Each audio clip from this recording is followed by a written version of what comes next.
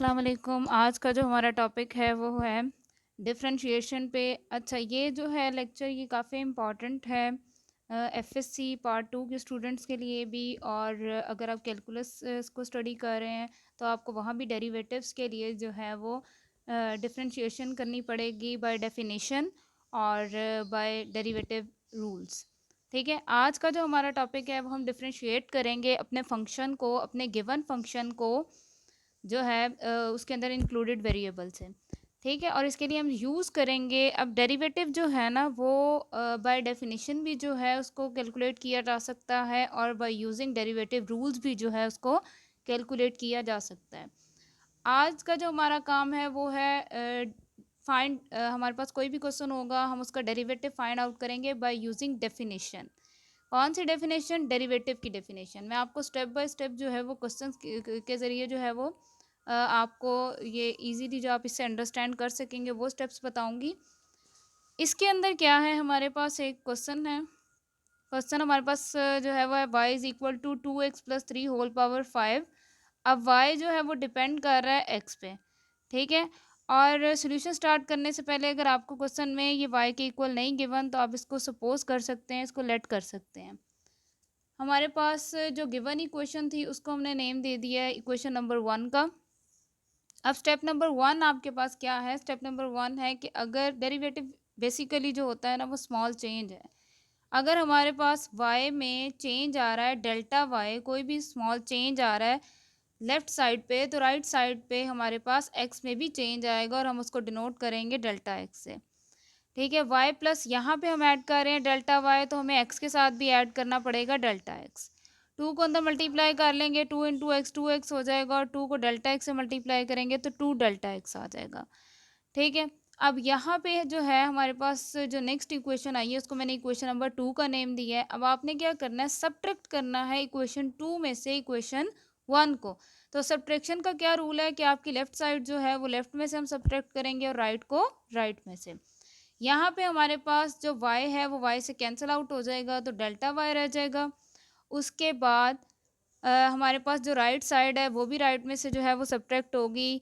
यहाँ पे जो है ना ये देखें, ये जो ये वाला पोर्शन है इक्वेशन का 2x+3, ये इसका भी पार्ट है और इसका भी पार्ट है और होल पावर 5 है। आपने क्या करना है, जब आपने इसे कॉमन निकालना है ना, और इसका आसान वे क्या है याद रखने का, ये जो चीज़ है ना जिसे आप सब्ट्रैक्ट कर रहे हैं आपने इसी को कॉमन निकालना है।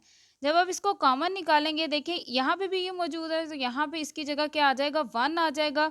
और जब आप इसमें से कॉमन लेंगी या आप इसको डिवाइड और मल्टीप्लाई करेंगी तो ये जो चीज़ है ना 2x+3, ये कोई भी यहाँ पे हमारे पास और फंक्शन हो सकता है, वो इस चीज़ के साथ डिवाइड हो जाएगा। ठीक है, अब होल पावर इसकी क्या है, 5 है, माइनस इसको मैंने एज इट इज़ लिख लिया है।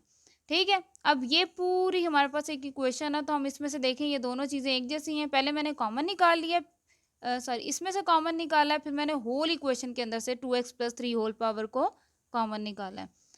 यहाँ पे हमारे पास जो बच रही है इक्वेशन वो है 1+2 डेल्टा x ओवर 2x+3, इसकी होल पावर 5 है। अब ये हमने कॉमन यहाँ पे निकाल लिया, इसकी जगह हमारे पास क्या आ गया, 1।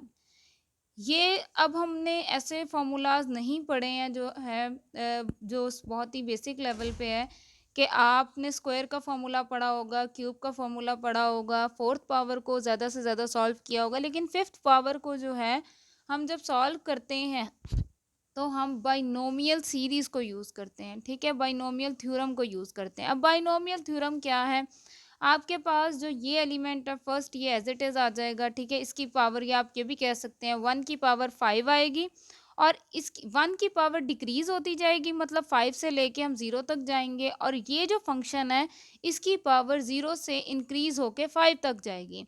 अब मैंने 1 के साथ, 1 की पावर तो 5 है तो वो आपको पता है 1 की पावर 5 हो या 10 हो वो 1 ही आती है, और उसके साथ जो फंक्शन है उसकी पावर जो है वो 1 के साथ जो है फर्स्ट पावर इसकी 0 आएगी। ठीक है, वो मैंने यहाँ पे नहीं लिखा क्योंकि उसकी ज़रूरत नहीं है, जिसकी भी पावर 0 होगी वो आपको पता है इक्वल 1 के ही आएगी। नेक्स्ट स्टेप क्या है, 1 की पावर 4 हो जाएगी, तो 1 की पावर 4 यहाँ लिखने की ज़रूरत नहीं है।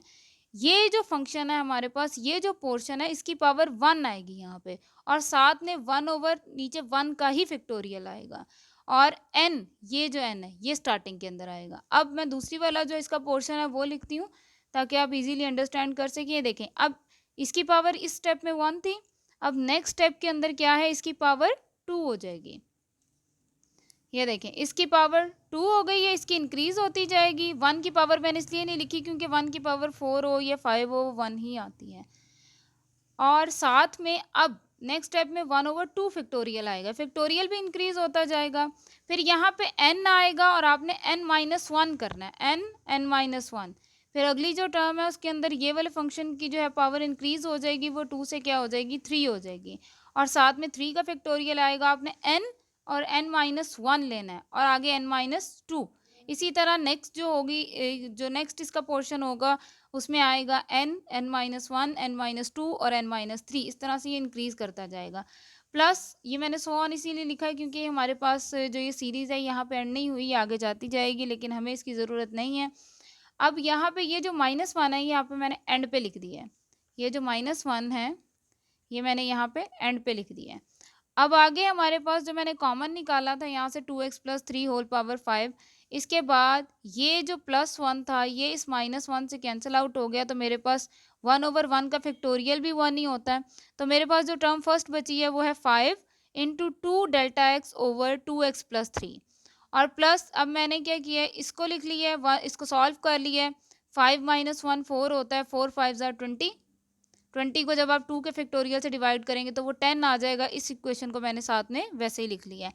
अब नेक्स्ट जो टर्म है आप चाहें तो उन्हें लिख सकते हैं, लेकिन क्योंकि आपको मैं नेक्स्ट स्टेप में बताऊंगी कि किस तरह से इजीली जो है वो एलिमिनेट हो जाता है यहाँ से, तो उसे लिखने की ज़रूरत नहीं है। अब जो हमारे पास रिमेनिंग जो टर्म्स बची हैं वो है हमारे पास 2x + 3 होल पावर 5, और साथ में इसके पास मैंने क्या किया, पूरी जो मेरे पास इंटरनल जो टर्म थी उसके अंदर से 2 डेल्टा x ओवर 2x + 3 को मैंने कॉमन निकाल लिया है। उसके बाद 5 बचा है प्लस 10, यहाँ पे इसका स्क्वायर था, एक मैंने जो टर्म है वो बाहर निकाल ली है, कॉमन निकाल ली है, तो मेरे पास अंदर इसकी एक पावर बची है, अप टू सो ऑन मैंने वैसे लिख लिया है। अब स्टेप नंबर 3 क्या है, by definition derivative by definition के अंदर जो स्टेप नंबर 3 है उसके अंदर हम क्या करते हैं, बोथ साइड्स को डिवाइड कर देते हैं डेल्टा x के साथ। डेल्टा y साइड पे मौजूद था उसको भी डेल्टा x से डिवाइड कर लिया, और इस तरफ जितनी भी मेरे पास जो इक्वेशन थी वो उसको भी मैंने क्या किया, डेल्टा x से डिवाइड कर लिया। अब यहाँ पे क्या हुआ है, ये 2x + 3 था मेरे पास, ऊपर मेरे पास मौजूद था 2x + 3, ये जो है ये डिनोमिनेटर के अंदर है, इसकी पावर 1 है। जब ये ऊपर जाएगा, क्योंकि सेम हमारे पास उसका बेस सेम है, तो पावर आपको पता है डिवीजन के अंदर सब्ट्रैक्ट हो जाती हैं, तो 5 - 1 हो जाएगा। और उसके अलावा मेरे पास बचा है 2 डेल्टा x, और अंदर वाली टर्म मैंने वैसे ही लिख ली है। अब 5 - 1 4 होता है, ये जो डेल्टा x है ना ये इस डेल्टा x से कैंसिल आउट हो जाएगा, तो ये जो 2 है मैंने इसको फ्रंट पे लिख लिया है, और ये हमारे पास आ गई 5 - 1 4 पावर, और बाकी सारी टर्म जो है वो मैंने एज इट इज़ लिख ली है। स्टेप नंबर 4 क्या है, आपने अप्लाई करनी है limit delta x approaches to 0 both sides पे। जब हम इस तरफ limit delta x approaches to 0 apply करेंगे delta y by delta x पे, तो वो हमारे पास डेफिनेशन बन जाएगी, हमारे पास डेरिवेटिव आ जाएगा dy बाय dx। यहाँ पे हमारे पास क्या आ गया, dy बाय dx। और ये देखें, ये हमारे पास क्या है, 5 + 10 था। अगर हम लिमिट अप्लाई करेंगे डेल्टा x अप्रोचेज टू 0, तो नेक्स्ट सारी टर्म्स के अंदर डेल्टा x आ रहा है, तो वो सारी 0 हो जाएंगी, सिर्फ हमारे पास यहाँ पे 5 बचेगा। ये देखिए यहाँ पे मैंने मेंशन कर दिया 5 + 0 और अप टू सो ऑन, ये सीरीज चलती जाएगी। ये 5 जो है ये इस 2 से मल्टीप्लाई होगा, ठीक है, और बाकी हमारे पास बच गया ये फंक्शन 2x + 3 होल पावर 4, 5 2 = 10 होता है।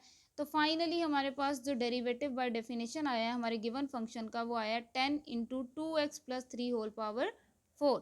आज हमने कैलकुलेट किया है डेरिवेटिव को बाय यूजिंग फर्स्ट प्रिंसिपल भी आप कह सकते हैं, बाय यूजिंग डेफिनेशन भी कह सकते हैं, ठीक है। अब नेक्स्ट जो हमारी वीडियो है उसके अंदर इंशाल्लाह हम जो है वो स्टेप बाय स्टेप अपने जो है एक्सरसाइजेज आपकी एफएससी मैथमेटिक्स की भी हम डिस्कस करते जाएंगे, और अगर आप कैलकुलस स्टडी कर रहे हैं तो उसके भी हम सारे डेरिवेटिव्स को इंशाल्लाह स्टडी करेंगे। मेरी ये वीडियो यहीं पे एंड होती है। उम्मीद करती हूँ कि आप इजीली अंडरस्टैंड कर सकेंगे। मेरी मज़ीद वीडियोस के लिए मेरे चैनल को ज़रूर सब्सक्राइब करिएगा। अल्लाह हाफ़िज़।